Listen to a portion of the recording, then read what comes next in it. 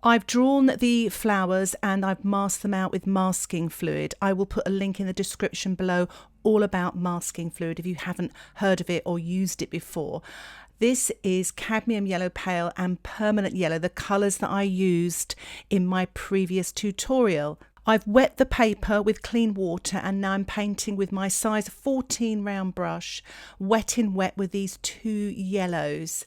And now I'm using quinacridone gold. You could use raw sienna, and I'm painting this in wet into wet just to create a lovely atmospheric background.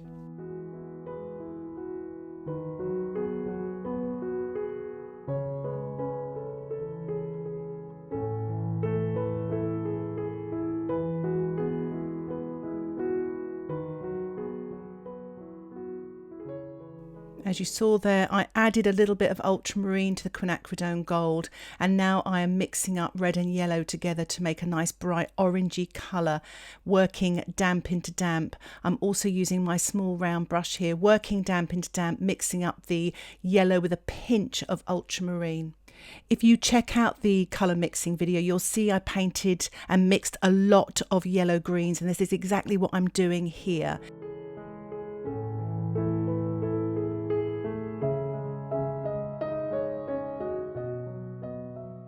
I've mixed up some ultramarine here with quinacridone gold to create a dark green, and I'm finishing off this first stage with a sprinkle of table salt. I'm going to let it dry naturally. So as you can see here, my painting has dried. I've wet it again with a large flat soft haired brush, and I'm now just painting in some dilute yellow quinacridone gold and some ultramarine mixed with quinacridone gold, and now I'm using a little bit more quinacridone gold here, slightly thicker, still quite dilute, and now I'm adding a little bit of the cadmium yellow pale with a touch of the Prussian blue, so it's a yellow green painting wet into wet.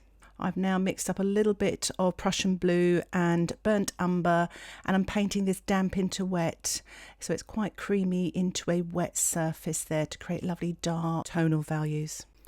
So I've allowed the painting to dry again. I'm using my size 4 brush and I'm painting wet on dry with a mix of the Prussian blue with a little bit of the cadmium yellow light.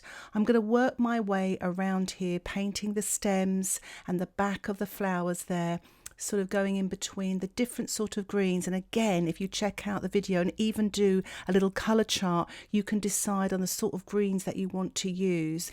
But I'm sort of starting off with lighter and mid-tone greens, trying to vary them as well, using the different yellows and the different blues.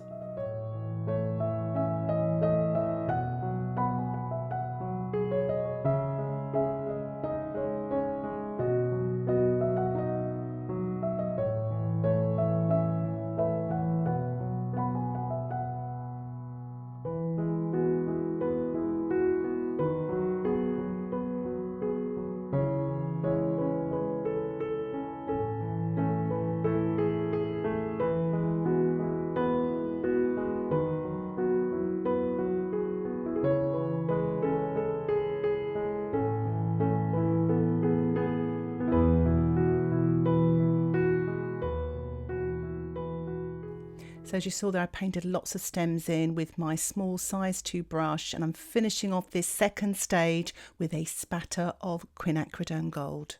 I've allowed the painting to dry, and as you can see, I've removed the masking tape as well as the pencil lines, and it really has brought the painting to life. And I'm just going to start painting the centres here using the yellows, the quinacridone gold and the cadmium yellow pale and permanent yellow, along with a little sort of hint of possibly a little bit of burnt umber, touch of red, and maybe even a little bit of green. And I'm using my size 6 brush also to paint the yellow flowers using some of the permanent yellow or the cadmium yellow light.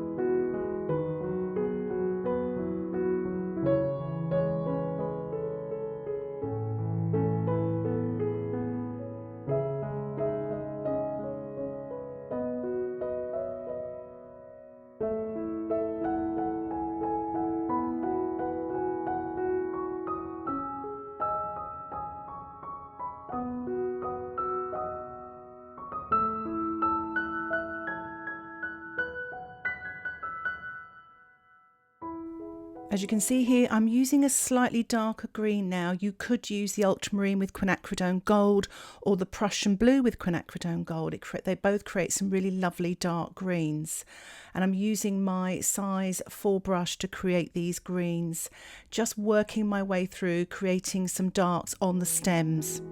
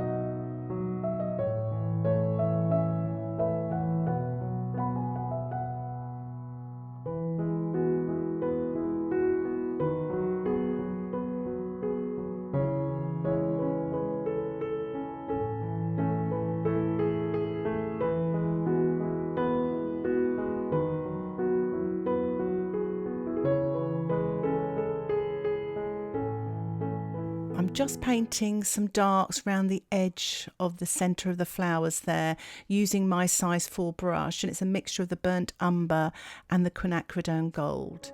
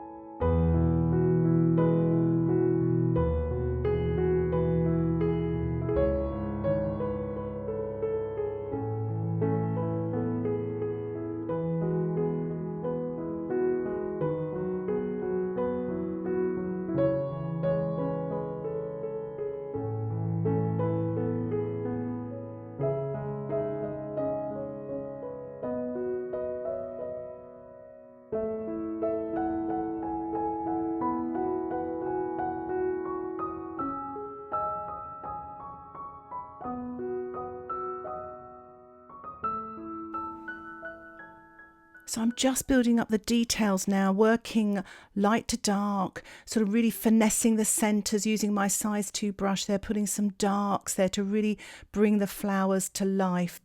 I've decided to paint some shadows on the petals of the flowers using a dilute wash of ultramarine with a touch of red. It's a really good shadow colour. I'm also going to put it on the petals of the yellow flowers. I'm using some of the cadmium yellow light and just painting on top of the centre of the flowers just to introduce a little bit more light. I felt I lost a little bit of my light.